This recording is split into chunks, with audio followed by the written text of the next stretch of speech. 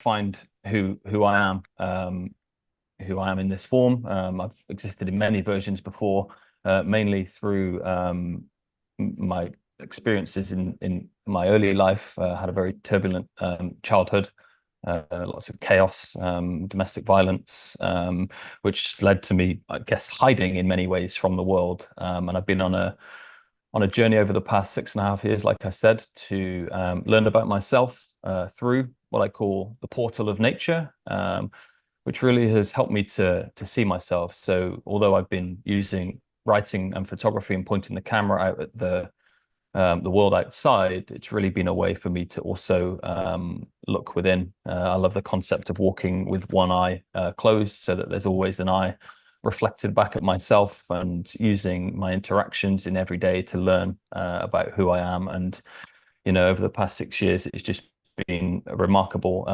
story of transformation. And yeah, the fact that I'm able to sit here and talk in this way shows the level of growth, I guess, that I've achieved in that period of time. So what I'd like to do today is to share lots of my photography, also some pieces of writing through excerpt from essays that I've produced over the past few years, and also some poetry as well. So without further ado, I'll get on with a poem. A man walked in, a traveller, self-proclaimed with pride, wide-eyed and curious, nothing there to hide. I stood back and observed, as I often like to do. I watched his face light up with joy. I knew his heart was true. He said to me with an enlightened smile, I love the trees, you know. I mirrored him and asked him why. He paused a moment. His gaze met mine. Then he spoke with softness, words that won't get old. How could I not love a piece of my own soul? Okay, so from that, I'd like to move on to share another piece of writing that I produced early this year. It's called Nature's Great Initiation, and it was inspired by a book called Iron John by Robert Bly. This wilderness has saved me. I came out here just a boy, struggling with identity and lacking in purpose and direction. The male guardians in my early life had abandoned me and my family, so I quickly learned not to place too much trust in men. A world ruled by men in my immature mind was a scary place to be. As a result, I learned to place the utmost amount of trust in myself from a young age. For the most part, I matured quickly in the absence of a reliable and consistent father figure in my life. But there were, and still are, many parts of me that were immature and underdeveloped. The masculine half of my psyche in parts was still trapped in my childhood somewhere. I learnt very early that to be a man was dangerous. Men were volatile, full of anger, and could quickly erupt into a fit of rage without too much in the way of provocation. If it wasn't for my interactions with nature at a precious stage of my life and my discovery of long forgotten wild places that have helped me to reconnect with my own wild man within, I believe that I would still be frozen in the immature boy's psyche, afraid to step up, face the real world, and take responsibility for my own life, and ready to run whenever things became too much of a challenge. Nature, for half a decade now, has kept me grounded, and just like the trees, my roots are reaching deep into the earth. I have little desire to run away anymore, because I know where it is that I belong. I have learnt to stand strong and face any challenges head on with bravery and courage. I had no idea when I began this long journey inwards just how important these interactions would become as I danced between the threshold of my boy man's psyche. Nature is and always will be our greatest guide and teacher. Nature is the gateway to the divine and the pathway back to our souls. Nature binds and unites us all, and it is imperative, I believe, that every man and woman goes out in search of and drinks from Mother Nature's infinite spring, filling their heart's cup at such a fragile period of life. Just let those words sink in for a moment, and then I'm just going to move on to share some of my photographs from the past few years.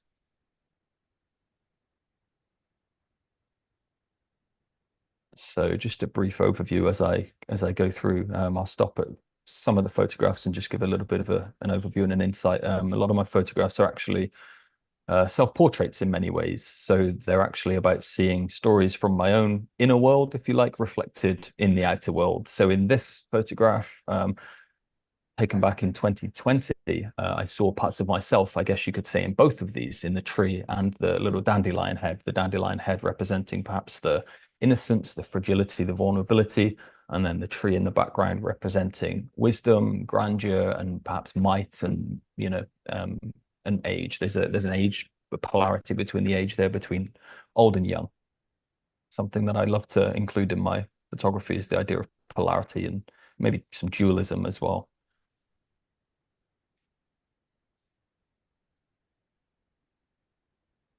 I'd be interested, just as I scroll through, whether you might like to think of any words that maybe you can think of to describe perhaps the whole body of work, and maybe if you would like to drop some in the comments as well as we go through.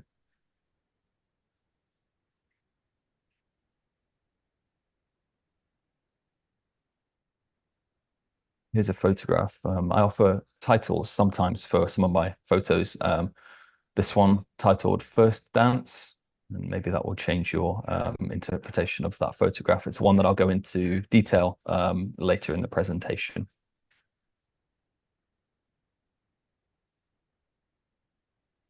As you can see, trees play a particularly strong role in my body of work. I gravitated to the trees back in 2021 during lockdown when I wasn't allowed to run away to the mountains of Snowdonia anymore.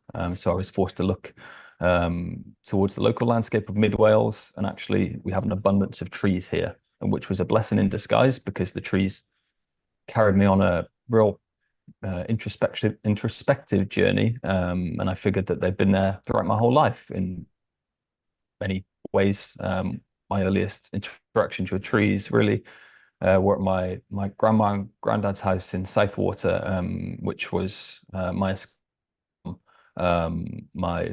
troubles and tribulations at home. So my home, on many instances, was just destroyed by the father figures that I mentioned earlier.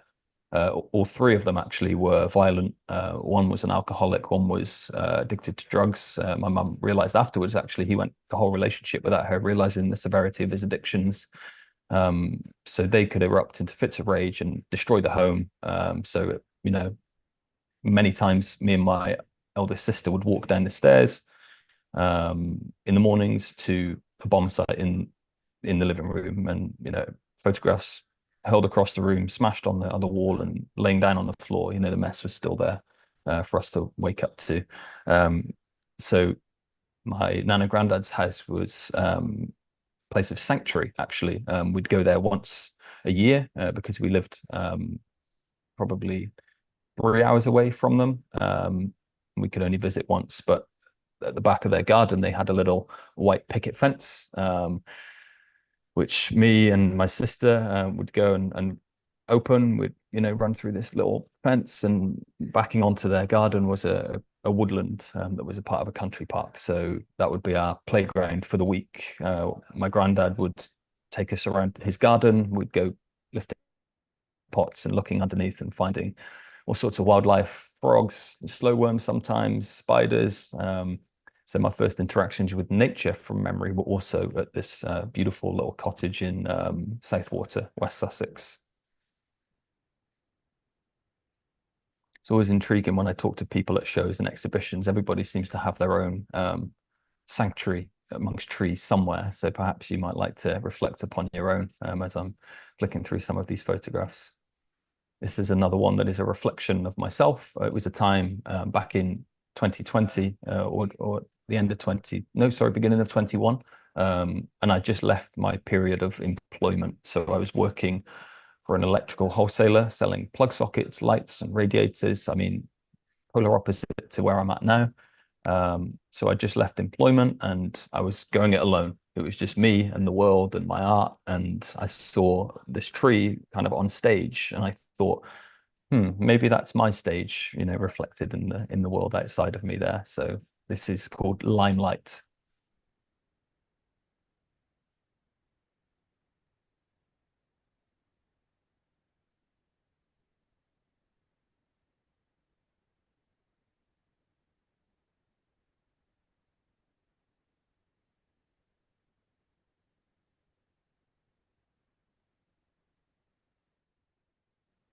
Just go back to this one for a moment. This was taken down in the Brecon Beacons 2022 on the side of a mountain called Sugarloaf, and the whole, I mean, half the mountain had been burnt by a wildfire, not wildfire, but maybe somebody's barbecue had fallen over. I don't know whether you still call that a wildfire, maybe.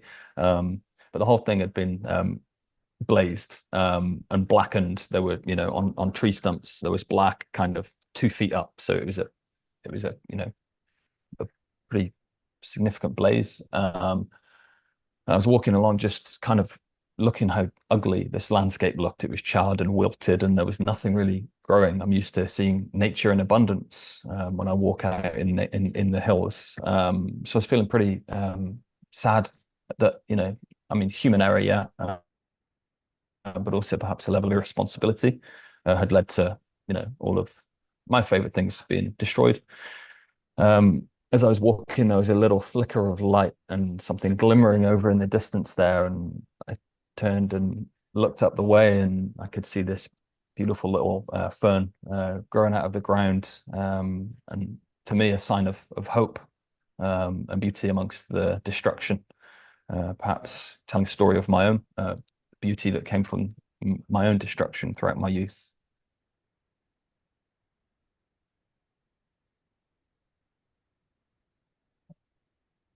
I like to take a variety of photographs from the big open wide vistas with the wide angle lens on.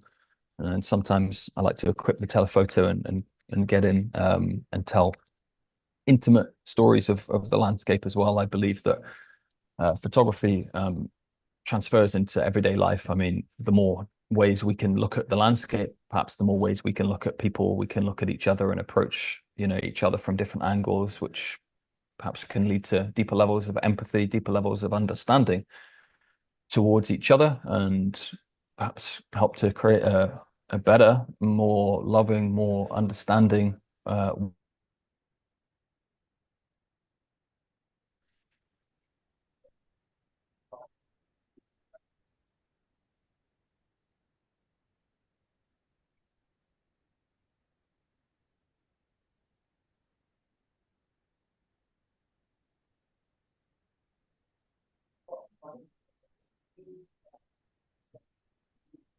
just trying to leave these on screen a little while to give you at least a few seconds with each photograph. If anybody has any particular favorites, then I think Steve has linked my website somewhere, so you're welcome to dive into my website afterwards and spend a little bit more time with each photograph, and perhaps, yeah, maybe ask some questions. You could find me some emails if you'd like to, or of course post them in the chat section for the Q&A afterwards.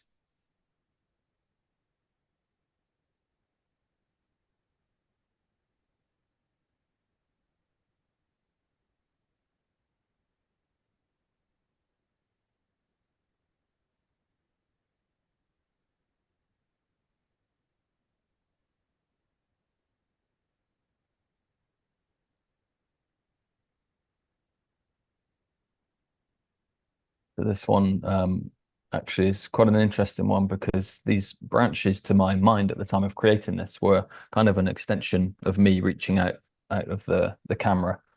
I talk in a moment about the camera being the bridge between two worlds, between the inner and outer world, which links me, my soul, to the soul of nature. So this was a reaching tree, reaching towards that grand old oak tree, perhaps reaching towards wisdom and knowledge.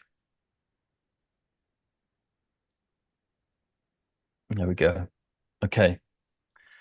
So I just want to roll it back now, 6 years back to the beginning, well, 6.5, the beginning of 2018, actually. And I just Q violence, suffered my first taste of heartbreak. A young lady had called off our relationship, and I was devastated. So what left to do but turn to the gym? They say breakups make bodybuilders, and it certainly did nearly, very nearly did in my case. The first photograph that I took with the intention of telling a story was actually the selfie on the left-hand side of the screen there. I mean, I was smiling, but I wasn't smiling inside. I was actually deeply upset and depressed at that time.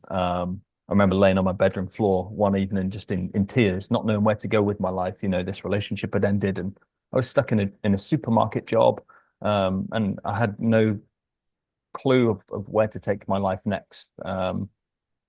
So I picked the camera up and I thought, well, I'm just going to tell a story.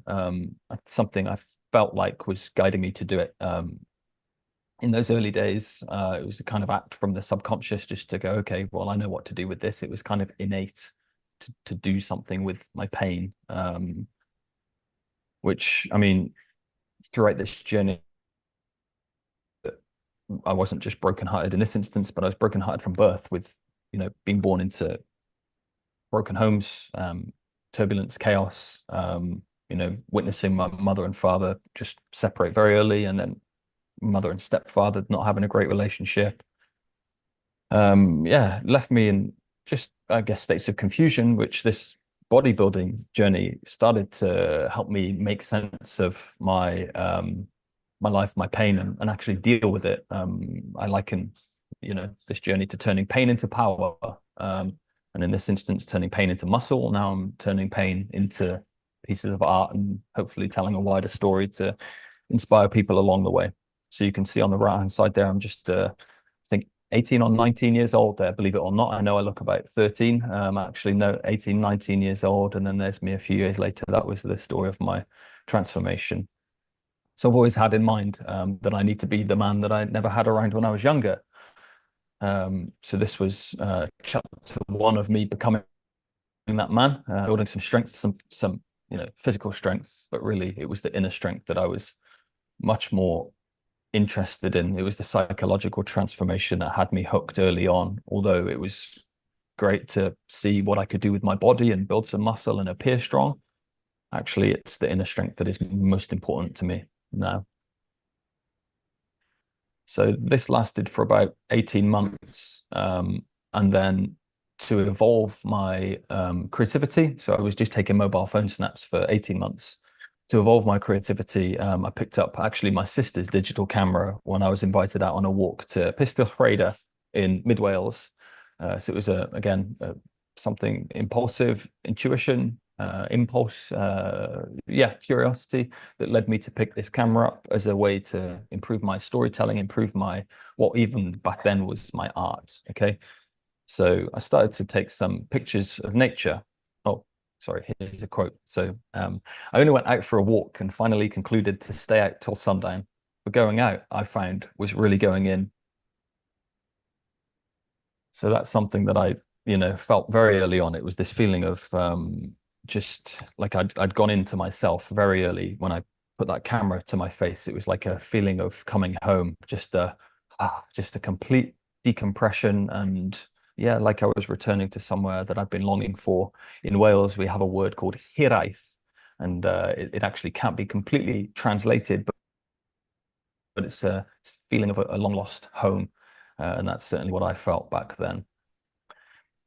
So I started improving my storytelling of myself instead of being cooped up in a gym now, in the four walls. I was out in the world. So I took some self-portraits just to show myself in the world now. A few of me obviously jumping in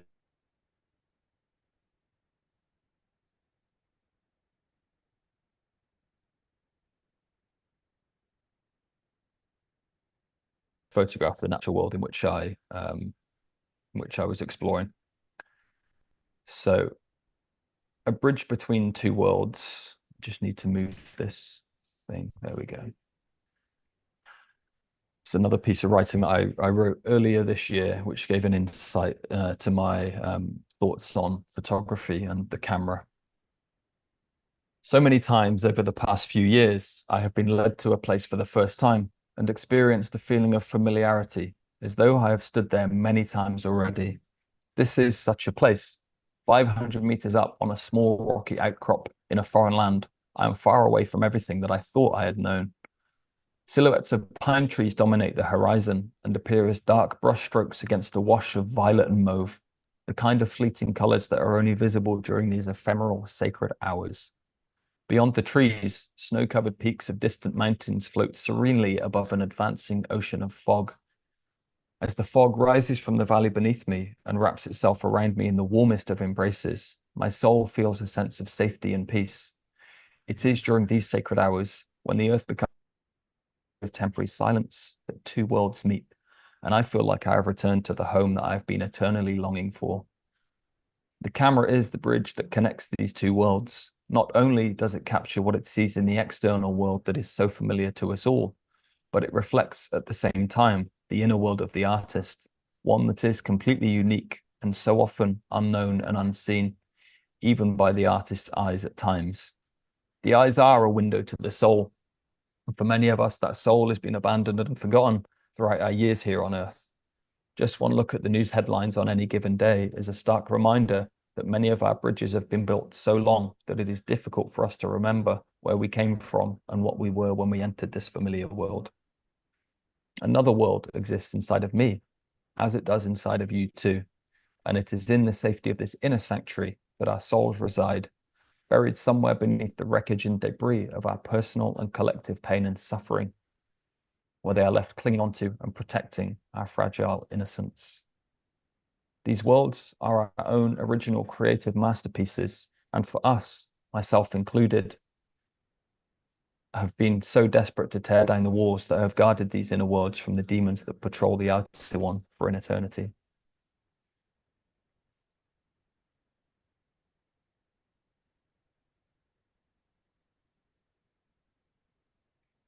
Okay, after that depth is something a little bit lighter.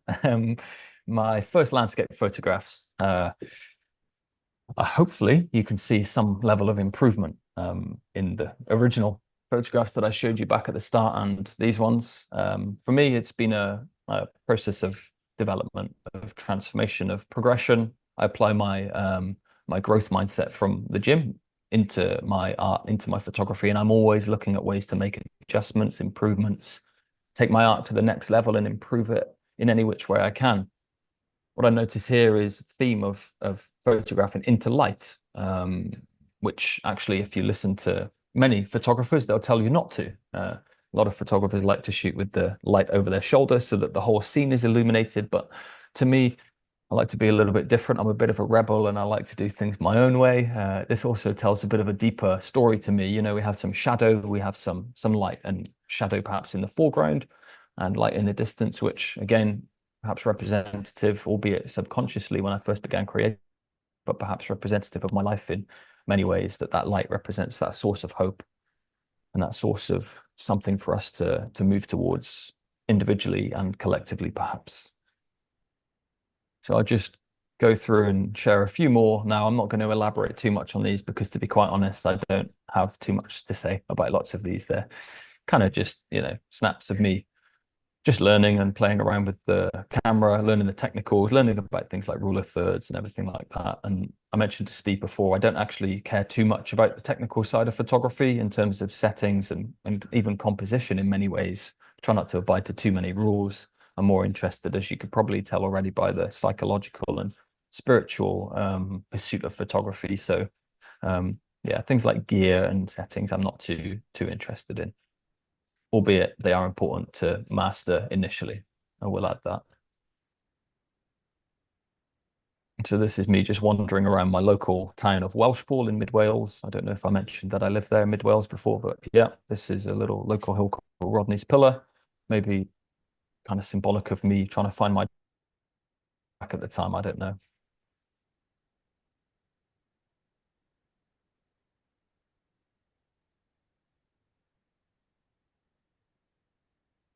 There's a picture of my old school, which actually now in the background here, they've built a pretty ugly shoebox out of wood, which they have called a new school. I think it's a bit of a shame and a discredit to, old architecture that we now plant these ugly buildings down. But hey ho.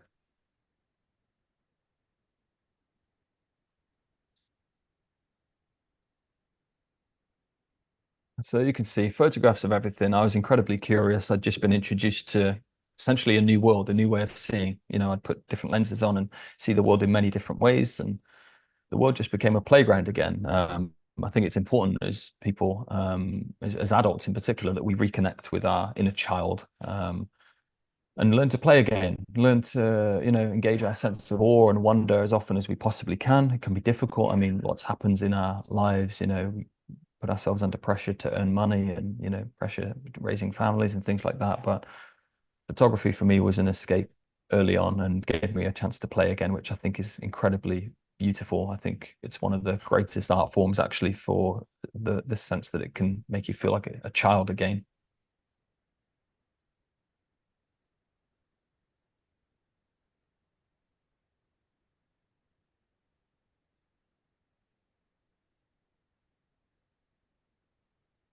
Interesting that there's trees coming into play early on, even in 2018, 2019, when I was very early in my photography journey. It's one that I was perhaps a little heavy-handed on the edit. I don't know that anybody's ever seen a green sky like that.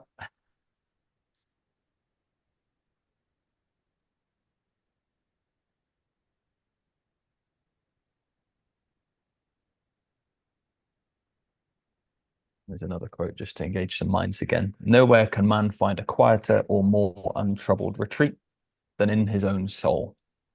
For me, that is what the camera was. It was a chance to come back to myself after 26 years, really, of just what I thought I needed to be to fit into the world, going through school, going through university, teenage friends, and early adult years, just being what I needed to be to survive in many ways. It's a game of survival in our youth. We have to maybe blend and morph and fit in with the crowds around us, our tribe, to be accepted and, to stay safe. So 26 years old for me was a prime time for me to go out and come back to myself and learn who I was for the world. And this is the version of me that exists today because of that decision. Okay, seeking stillness. So, what am I seeking when I'm outdoors in nature? Well, here's a quote from Pema Chodron. Maybe somebody can tell me if that's the right or wrong way to pronounce that name. I'm not sure. She's Buddhist. She writes beautifully about all things about life, philosophy. Well-being of mind is like a mountain lake without ripples. When the lake has no ripples, everything in the lake can be seen. When the water is all churned up, nothing can be seen. And then here are my words from an essay titled Seeking Stillness. When all is calm in my surroundings, I can hear my truest self. I know that the voice that I need to listen to is the one that is buried deep inside, behind society's constructs and beyond the limiting beliefs that have descended through generations and placed upon me by my peers. I'm out here in the wild places, beside Snowdonia's tranquil lakes, beneath majestic mountains, with the branches of the pirouetting silver birch trees wrapping themselves around my weary body. My spirit feels at peace, and the voice that I seek is free to speak. So I always felt as a child that I wasn't able to be myself. The father figures that I mentioned, one in particular, used to really psychologically abuse me, project his own, I guess, fears and insecurities onto me. I was just an innocent child, and yet I was, abused with words psychologically. Told I was too sensitive, too emotional. I mean, there are words that I won't speak that he used to say to me, but something's really implanted in my mind because of his own fears and insecurities. So I had to go on my own journey to figure out who I was beyond these words. And I wonder perhaps maybe people can relate. Growing up through school, we're met with all sorts of challenges and troubles, and these things we believe about ourselves can then be reflected back to us by people in our outer world. That's something that I noticed. My inner beliefs were then confirmed because people perhaps could sense my unconscious thoughts and then would, jump on me with further abuse, if you like. So I really had to sit down one day with my journal and start writing. And my journey began actually with writing back when I was doing the bodybuilding. And I would write things about who I want to be tomorrow rather than thinking back to who I was and who I was in the moment. Who do I want to be? What version of me? What does a man look like for me? Confident, strong, vulnerable, authentic, these kinds of things. And I would just start writing them as a way to reprogram my own mindset and to yeah, to become me of tomorrow. So yeah.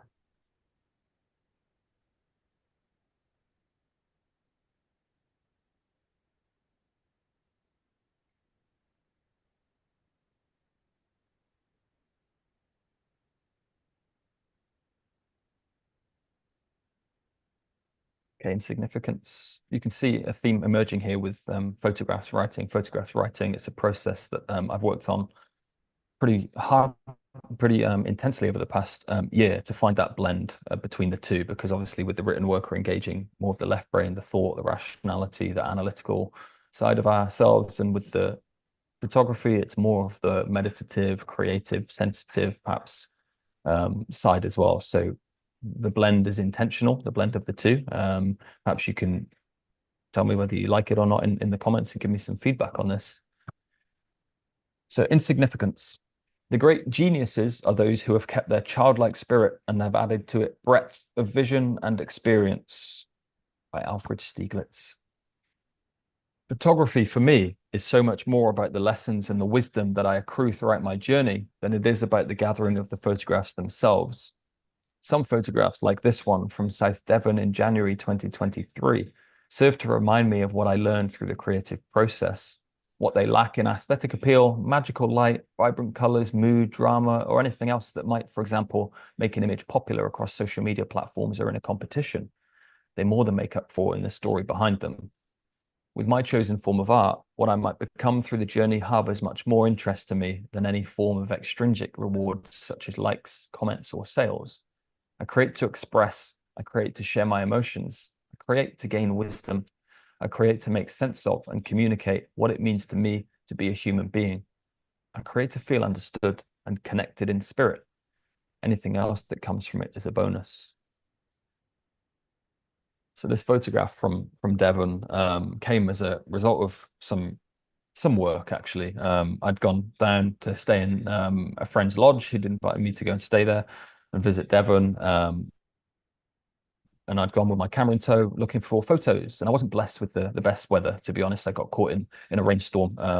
And I was, I mean, the wind was howling, and I was up probably 30 meters up on the Devon coastline, and the wind was just howling all afternoon. And I was getting increasingly frustrated, with every time the wind hit and the rain hit me in the face. I was just, getting into one of those places. I'm sure you've all been there. One of those days where everything just goes wrong, and this was one of those days for me. I actually I actually took a wee outside, and the wind blew, and yeah, in my face. So that was the final straw for me that day. I was livid. So I packed up my bags, and I'd trudged on back to the lodge in a bit of a strop. Yeah. And I sat down with myself that evening. I opened up my journal, which I like to do as often as possible in the mornings and evenings, just to reflect and study the day and think about how I've been throughout the day. And that was one thing that came to my mind. I thought, you ungrateful swine. Like, you have this opportunity with, people following on social media and on the website. There's an audience of people enjoying watching your photography, and you can't even be bothered to persist and create a photograph. So I gave myself a little bit of my own fatherly advice, and I pointed the finger at myself and said, you get back there tomorrow and you go and create a photograph.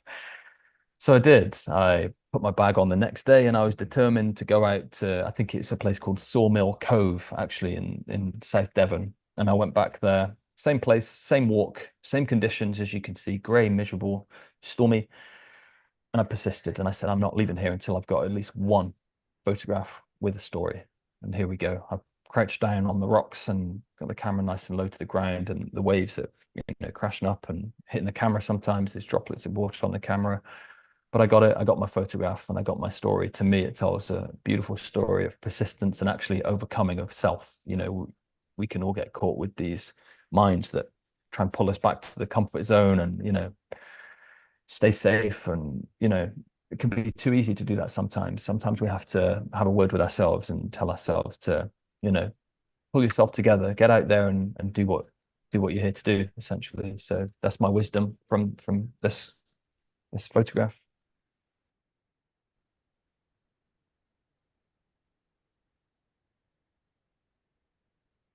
Here's a few coastal photographs from a little bit of an experimentative phase back at 2020 in 2023. I'd moved away for a while. I'd gone to the west coast of Wales to give myself a break from reality and business and normality, and I experimented by the sea, which yeah, I enjoyed some seascape photography, but it didn't have my heart quite like the trees did. I came back to Welshpool in mid Wales, back home.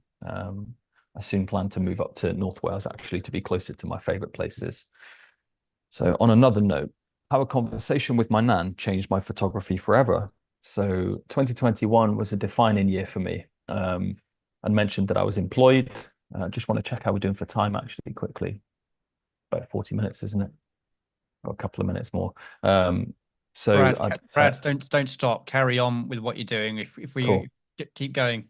Okay, cool. There's probably 5 or 10 minutes left. Okay, it's fine. Uh, It's absolutely fine, mate. awesome. So yeah, I mentioned about my experience in 2021. I'd been employed in a wholesaler in a really mind-numbing, soul-sucking industry, which really I didn't belong in. Um, and I'd been away to Scotland to mark the end of my time. I'd handed in my, or I was just about to hand in my notice. I made sure to use the company car before I handed in my notice to take me up to Scotland, creating some photographs of Ashness Bridge en route to Scotland. I stopped at the Lake District, and an old man of store. And I sat down with my grandma that Christmas and introduced her to my photographs from Scotland. And I was so obsessed with the practical, the technical, the place. You know, look at this place, look at these awesome rocks, look at the settings that I used for this photograph. And she stopped me and she said, "Don't you see the faces in the rocks?" And I've looked at her like she's been smoking something funny on Christmas Day. And I'm saying, "What on earth are you talking about, Nan?" And she pointed into here, if you can see that on the screen. And there was eyes, nose, and a mouth. And I said, "Oh, wow. Yeah, there is. There's a face in the rocks." And then she said, "Oh, and there's another one," as I've zoomed in and I've said, and she's pointed over here, then there's another face in the rocks. And she said, it's a man and a woman. It's husband and wife. And I've kind of looked at my nan just with this little peak of curiosity, thinking, how interesting. My nan sat here at probably 85 years old. And she's in this childlike, imaginative state of seeing beyond the immediate. And I thought, how interesting that we begin our lives in this state of mind and we end our lives in this state of mind. And I looked and thought, what on earth is happening in between? What am I doing with this really quite, boring way of looking at the world? And it was around a couple of months later that I actually started to see parts of my nan in my photographs. First Dance here was created 2 months after that conversation with my nan. And I hadn't really photographed any kind of narrative or story before then. But here we go, First Dance, two dancing trees emerging in my work. And that year really was spent photographing more stories and narratives than it was things. So my nan's passed away now. She passed away earlier this year, but of course she still lives on now through myself, through my stories and through my photographs as well. That really was a lesson for me in remaining open, to always learn from people that we're in conversation with. There you can see Limelight. That followed a month later, another story and narrative of a tree on stage, and then another dancing tree. This was a pirouetting tree, balancing out over the water's surface there. Okay, another short piece of writing, and we're very nearly finished. So. Even the trees are frozen, white over with a stubborn hoarfrost that is clinging firmly to their branches, and yet they still wake to the warm embrace of the sun's golden light and go about their duty. The thought of this reminds me of my own duty to create photographs and stories and explore what it means to be a human being, to give life to others in the only way that I know, by sharing my emotions and hopefully allowing people to feel something when I do.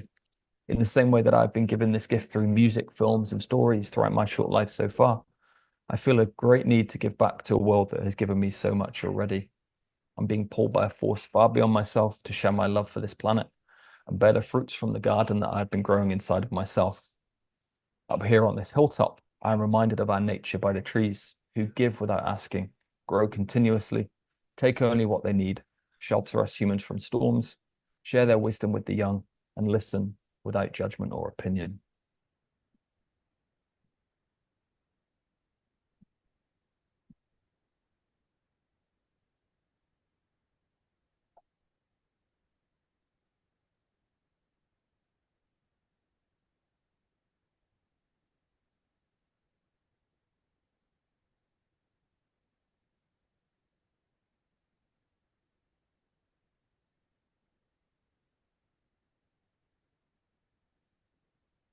there's photographs from my book that summed up my year of 2021, which is called A Year Amongst Trees. And if anybody's interested in that book, it is available to buy over on my website. Okay, so another short piece of writing, achieving catharsis through nature photography, which really sums up what it is that I'm doing out in nature to heal.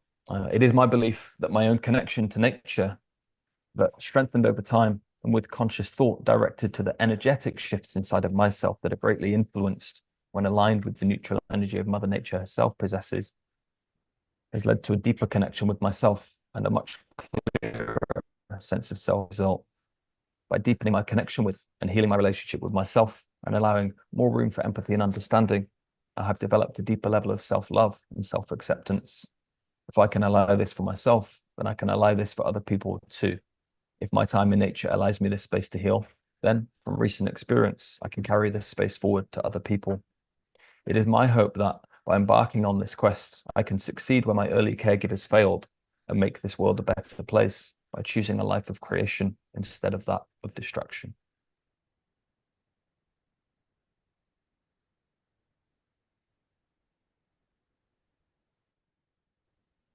The old Lakota was wise. He knew that man's heart away from nature becomes hard. He knew that lack of respect for growing, living things soon led to lack of respect for humans too. Chief Luther Standing Bear. And with that in mind, there's a question to part. What does nature mean to you?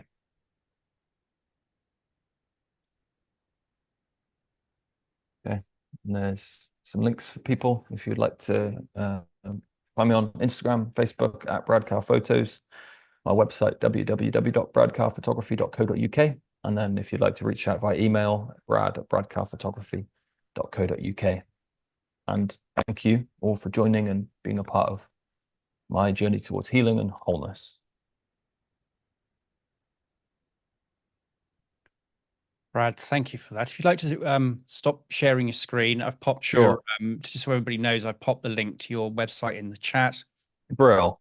So Cool. everybody should be able to access your website. If not, please let me know in the chat. Well, we've had quite a few comments, which I think is splendid. But first of all, I just wanted to say thank you so much for sharing your story and being honest, which is not always easy for everybody. And I dare say, you know, every time you do this, you know, it takes you to a place where you may not necessarily want to go. So we don't think anything like that is easy. And I would just like to say, before I start any questions, for what it's worth, if I was your father, I would be incredibly proud of what you've achieved on your photographic journey. You talk about, can you see the change? I mean, it's a world apart, but not just visually, it's your storytelling that goes with it. And I think that's a very, very powerful combination. So well done indeed. Thank you, Steve. No, it's a real pleasure. I genuinely mean that. Thank you. Are you a Welsh speaker? I'm not. I can speak some words. I'd love to learn some more, to be honest. So I was just wondering whether whether some Welsh, or, well, if you spoke Welsh, or whether that, you know, the Welsh culture, does that inspire you as well? Hugely. I feel a very deep connection and affinity with the Welsh language, with the landscape of Wales, and with a lot of the people that I'm meeting along my way, actually, especially people from that band of North Wales. They have such a tie to the land. They're so connected spiritually and aware spiritually of what nature means. And the language is, it's poetic. There's no other way. It's just magical. It awakens something inside. I'm reminded of Dylan Thomas. I don't know why. I don't know an awful lot about poetry, but he wrote a few stanzas, didn't he? Yeah. There's a phrase in Welsh. It's y dod yn ôl yn fy nghoed, and it's to return to my trees. Is that like family? Is that what it is that how you'd interpret that into English, if that's possible? Would the trees be your family? Do you see what I mean? Because I think what you talk a lot about is how the trees are representative of your external self or your internal self in the external world. So it feels very similar. Yeah, I mean, it spoke to me. I don't know that I'd interpret it as family, but I suppose in some ways it could be. It's returning back to, yeah, returning back to home, returning back to family. Yeah, interesting. How difficult was the process of going from taking some photos on your mobile phone, where everybody probably begins these days, to it becoming a more, not sure what the word is, but an emotional journey might be the best way. How difficult was that for you, the actual process? Were there moments when you thought I've got this wrong, or I need to change direction? What was it? There were moments when I've felt fear about opening up so much, because I am essentially with my writings, with my presentations, opening up my heart and saying, Yeah. here you go. So I've had many instances, particularly I've just produced my full debut book now, Finding Light. And there have been many times throughout that process where I've wanted to scrap it and throw it all in the bin and say, no, no, no, no, no, this is too much. But like I said, something's guiding me to do it. Like there's just an inner knowing that this is what the world needs more of. It needs more vulnerability, more openness, more authenticity. It needs more people to see, people behind what we believe we need to be.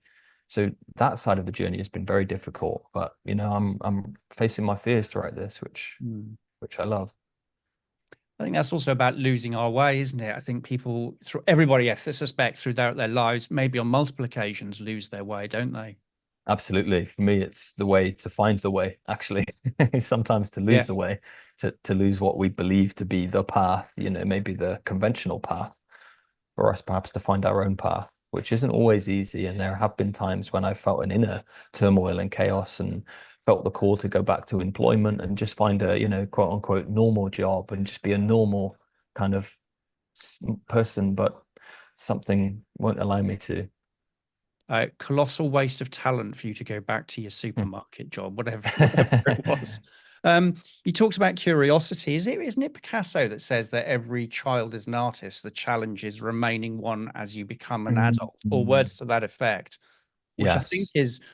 is his version of what you're talking about, or vice versa, whichever way around it is. How important is curiosity, and how do you stoke the fire of curiosity? Great question.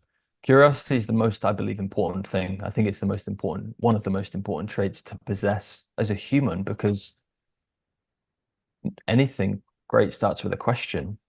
My question was why when I first began this journey. Why? Why am I going out to take pictures? Why did I experience these things? Why do I believe that? Everything started through being curious, picking up the camera. I was just curious. I didn't know what it was going to do, where it was going to lead me. I just picked it up and the way appeared. It's Rumi, isn't it? And when you walk upon the way appears. It's another wonderful quote from Persian poet Rumi.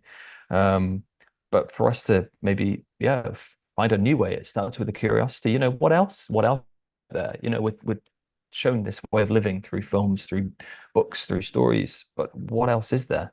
So for me, curiosity is the most important thing.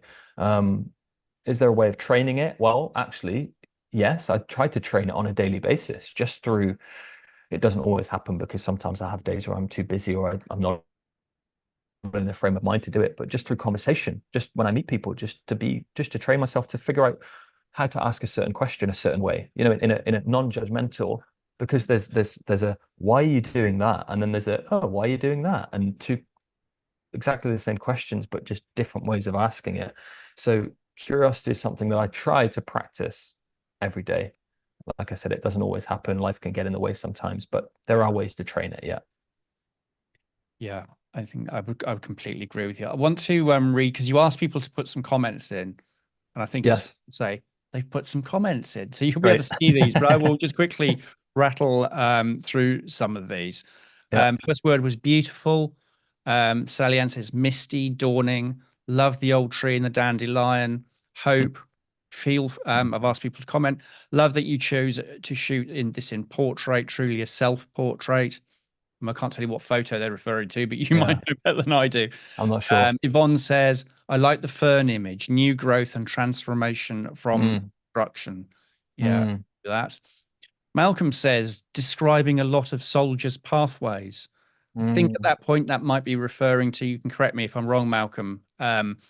Sometimes that's the reason why people join the services, because they've had a difficult time and they want to kind of lead a more fulfilling life and get away from that kind of thing. sure. If that's not Yeah. right, Malcolm, please feel free to correct me. Yvonne says, love the quote of John Muir, so true. Megan, these look like paintings, stunning. Thank you. Wendy says, I'd love to share this with my husband. Will a recording be shared? Yes, it's on YouTube as we speak, so that will be available. I will email it out to everybody after this. Friends, the leaf is shouting. I can remember that. This is one on the right-hand leaf out of a set of 3 that you did. Right. It isn't just changing the lens on the camera, it changes your lens on life as well. You see Absolutely. what most people don't see. That's a Mm. good comment, isn't it? Yeah, Playful. can I just go back to that one quickly, Steve, Yes, and of just course you can, interject 100%. there? There's an essay I've just written, and it's due for publication on Landscape magazine, and it's about learning to see again through nature photography. So that might be of interest to whoever wrote that, maybe other people as well. If you subscribe to On Landscape, I don't know. It will also be in my book when it's released. I'm allowed to publish it after On Landscape have had a 3-month probation period. Okay, what's the magazine again? Sorry, Brad. On Landscape, would you like me to put it in the chat? Yeah, I think so. That people can at least find out what, because I'd not actually heard of it. I'll carry on Okay, reading a few there we more of go. these. Paul Yeah.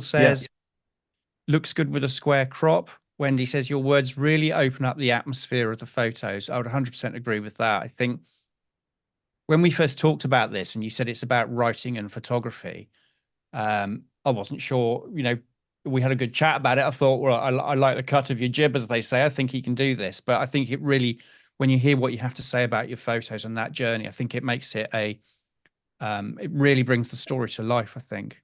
Great, thank you. I I tried to think be this is the careful, not stormy one. Sorry, go yeah. on. I was going to say I tried to be careful with writing that I'm not writing directly about a photograph, but more contextual about series and about my wider perspective, because I like to try in many ways to let my photographs speak for Yeah. themselves as they are, and maybe just add some context around groups. Yeah, I think obviously if you're writing just to describe a photo, you may as well doing SEO or something like yeah, that, something sure, for a website. This isn't yeah, not it's completely different, isn't it? I 100% absolutely. agree with that. Um, a photograph to me is a visual memory of that moment or period of time and is incredibly powerful personally. Mm. Malcolm also says, I think this is the one on the Devon beach, Dorset Beach, can't remember. Right, Looks like the color is being washed away by the water. right. Um, Volcanic, this is truly inspiring journey of life. The gods. You're getting some great comments here. Thank you. Yeah. And your nan is a wise woman. Most nans are, I believe. Yes. There's a big shift in the photos there. Very magical. The deeper world. Wow. Um, Thank freedom you. is another word. And a couple more Mm, to go. Yvonne says, nature is incredibly important to me. Just today, I managed to get outside to a beautiful, peaceful place of trees, small mhm, ponds and birds. It recharges and softens the daily struggles. It mm, helps with perspective, sparks creativity and mm, collaboration with Mother Nature. mm. Thank you for sharing your story with such openness. You're very welcome. Thank you. Grant says wonderful images. And obviously you've just put in there the magazine that you just talked about. Got a couple in Yeah. the actual Q&A. Yeah. Wendy says these are definitely beautiful, definitely feel the hope. Malcolm Great. says, makes me think of the Latin barbarus hic ego sum quia non intelligor ulei. I am not a Latin speaker, thing, but translated it means I am a barbarian in this world, for no one understands me. From Spartacus. Wow. Mm. Wendy says, my husband is in his 80s and we're working on his memoirs, mostly poetry and photos and some audio. We aren't very tech savvy. Any advice on bringing a memoir together well? Gosh, that's a big question. Wendy, can I Oh, suggest that you email me and maybe I could have a chat with you on the phone or something like that? Or if Brad wants to pick up on that and maybe help, that would be yeah.